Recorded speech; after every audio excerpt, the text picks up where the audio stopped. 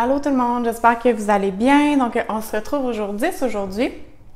Et the random fact of the day, c'est comme ça que je les appelle maintenant, c'est que j'adore tout ce qui est odeur de sapin.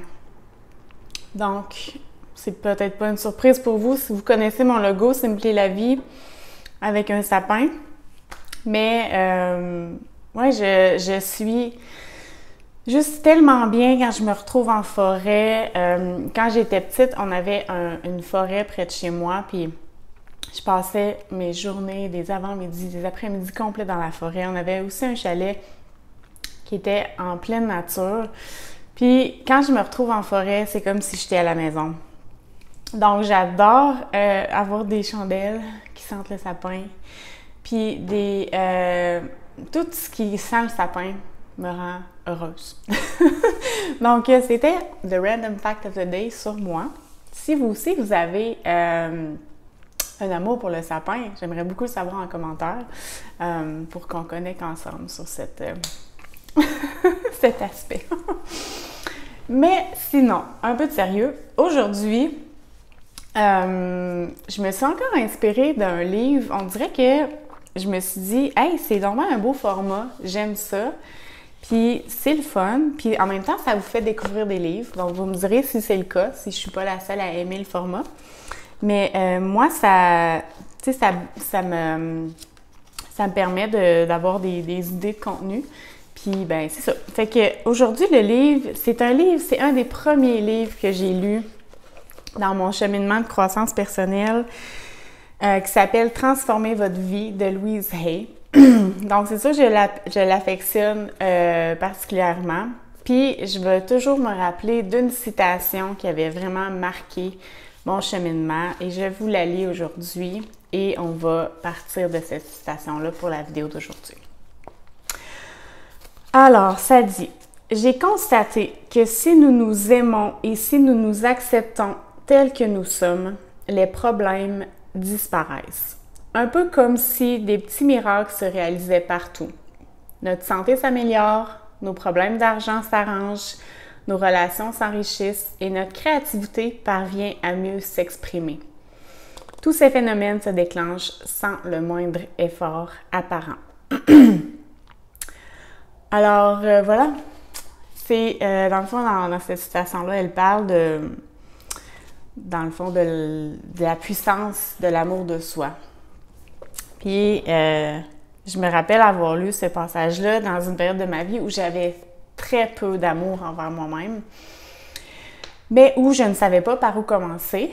Puis aujourd'hui, je veux vous parler de ce concept-là. Peu importe vous êtes à quel stade, peut-être que vous êtes dans les débuts de votre cheminement de croissance personnelle, peut-être que vous êtes avancé dans ce stade-là, ça n'a pas d'importance parce que l'amour de soi, c'est quelque chose qui se travaille constamment, même si ça fait plusieurs dizaines, oui, ça fait plusieurs années depuis que je suis au cégep que je m'intéresse à la croissance personnelle, ce qui fait un petit bout de ça.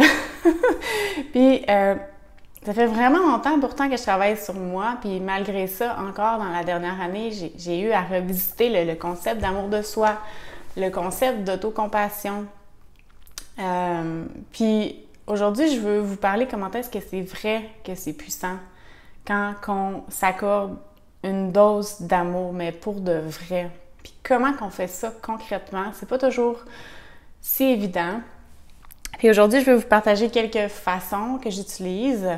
Je pense que je vais vous en partager 3. Je trouvais que dans les dernières vidéos, des fois, je vous bombardais de plein de choses, mais aujourd'hui, je vais essayer de me concentrer sur 3 modalités qui m'aident à cultiver mon amour, l'amour de soi, puis la compassion envers moi-même. Premier élément que je vais vous partager, c'est d'être vraiment consciente de mes pensées. Donc, d'être consciente de mon dialogue intérieur. Ça, c'est la première forme pour moi d'amour de soi, d'être capable de vraiment être capable de se voir aller quand on a des pensées qui sont négatives face à soi-même. Parce qu'on peut avoir des pensées négatives face à une situation, mais on peut aussi retourner cette négativité-là contre nous-mêmes. Puis moi, c'est quelque chose que j'ai fait pendant trop longtemps, de vraiment avoir un discours intérieur qui était très lourd et très négatif vis-à-vis moi-même. Donc, des pensées comme tu y arriveras pas, t'es pas capable, t'es pas assez ci, t'es pas assez ça, puis de me comparer à tout le monde autour de moi. Donc, c'est souvent très insidieux, puis on se voit pas tout le temps aller.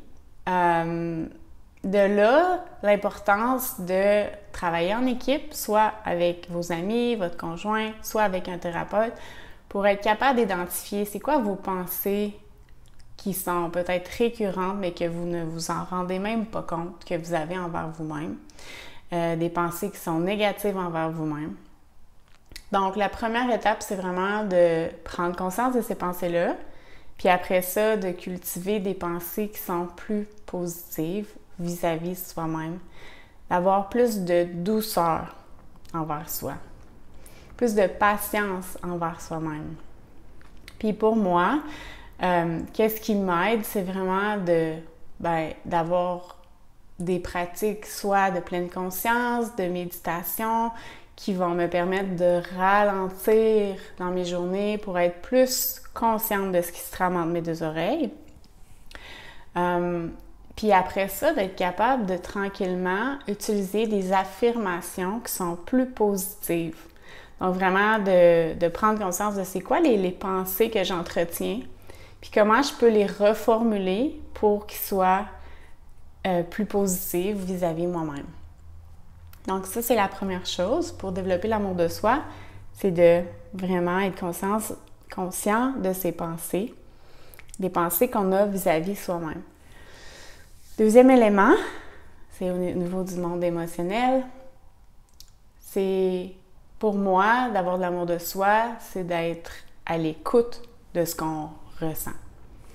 Donc, si on nie tout le temps les émotions qu'on ressent, si on n'est pas à l'écoute de ces émotions-là, si on se juge à chaque fois qu'on a une émotion négative, on n'est pas pour moi dans l'amour de soi. Donc, d'être capable de les accueillir, d'être capable de dire « OK, aujourd'hui, je me sens fâchée, je suis frustrée, je suis déçue que ça ne fonctionne pas comme je veux, ça avance pas aussi vite que j'aimerais. » Peu importe l'émotion que vous ressentez, je suis triste parce que telle personne m'a dit telle chose. Jugez pas cette émotion-là. Cherchez pas à comprendre pourquoi elle est là. Puis ne vous sentez pas coupable de ressentir cette émotion-là. Laissez-la juste être. Laissez-la habiter. Laissez-vous la vivre. Voyons, c'est pas une belle phrase ça. Laissez-la circuler, tout simplement. Puis pour ce faire, c'est de se donner du temps pour ça. De s'accorder du temps pour dire « Hey, en ce moment-là, aujourd'hui, comment je me sens? Je prends contact avec ça. Je me laisse vivre ce que j'ai à vivre pendant un moment donné, que ce soit à travers le journaling, que ce soit à travers le mouvement intuitif, que ce soit à travers plein de façons. Vous pouvez vous exprimer vraiment directement par messages vocaux, vous enregistrer, vous pouvez... Il y a tellement de façons d'exprimer, de laisser circuler, ça dépend de l'émotion aussi, mais de vraiment comme laisser place à ces émotions-là va faire en sorte que vous allez prendre soin de ce qui se passe à l'intérieur de vous, de cette partie-là qui est tellement importante, le monde émotionnel. Donc ça, c'est une façon de se donner de l'amour, de se donner de l'amour à soi. Quand quelqu'un ne va pas bien, si on est tout le temps en train de dire « Ben non, on laisse faire, ben non, on passe à d'autres choses, allez, on continue, go, go, go », c'est pas de l'amour. C'est pas de l'amour. Oui, c'est de l'amour quand la personne fait juste s'enfoncer, puis que là, elle a besoin de quelqu'un qui va la faire sortir de sa chenoute, on va dire ça comme ça, puis qui va... oui, il y a des moments qu'on a besoin de se botter dans le derrière puis d'avancer, mais pas tout le temps. On peut pas faire ça tout le temps, c'est pas viable, c'est pas durable. Troisième façon de se donner de l'amour, c'est de prendre soin de son corps. Vous me venez venir physique. Donc, quelqu'un qui s'aime profondément, c'est quelqu'un qui va faire attention à son alimentation, quelqu'un qui va bouger son corps, quelqu'un qui va avoir une routine de sommeil bien établie, quelqu'un qui va prendre l'air à tous les jours. Donc, est-ce que vous vous donnez cette marque d'amour-là? De bouger votre corps de la façon qui vous fait plaisir, peu importe de quelle façon. De prendre soin, de nourrir votre corps d'aliments qui sont sains, qui ne sont pas transformés. De faire attention, de pas d'avoir un bon sommeil, puis de mettre en place ce que vous avez besoin pour avoir un bon sommeil, puis avoir un nombre d'heures assez suffisant de sommeil. Donc, ce sont des exemples d'aller prendre l'air, de s'exposer au soleil, à cette belle lumière naturelle-là, tout en écoutant votre corps qui vous parle. Donc, prendre soin de son corps physique aussi. Donc, si on résume, pour se donner de l'amour de soi, c'est pas d'aller au spa, de se mettre, faire une petite pédicure, de se faire des massages. C'est pas tant ça, l'amour de soi. Oui, ça peut en faire partie. Mais l'amour de soi, c'est beaucoup plus global que ça. Puis ça vient... Quand on se donne vraiment de l'amour, on vient toucher à toutes les sphères. Mentale, émotionnelle, physique. Puis on fait tout ça sans se mettre de pression non plus de performance, mais en étant à l'écoute de soi, de ce qu'on a besoin, puis en étant doux envers soi, patient envers soi, parce qu'on ne peut pas tout changer du jour au lendemain. On peut aller tranquillement, mais c'est possible. Puis plus on se donne de l'amour, plus, comme la citation le dit, si nous nous aimons et nous nous acceptons tels que nous sommes, les problèmes disparaissent. Si on se laisse le droit d'être soi-même aussi, j'en ai pas beaucoup parlé, si on se laisse le droit de juste être nous-mêmes, puis qu'on c'est assez, on n'a pas besoin d'être plus que juste nous-mêmes, on va sentir que tout autour de nous va couler davantage. Donc, je vous le souhaite. J'espère que cette vidéo vous aura inspiré. Si c'est le cas, je vous invite à laisser un j'aime et je vous invite aussi à laisser un commentaire sur c'est quoi l'élément qui vous a davantage parlé. À quel niveau vous sentez que vous devez peut-être redoubler d'efforts pour améliorer votre situation.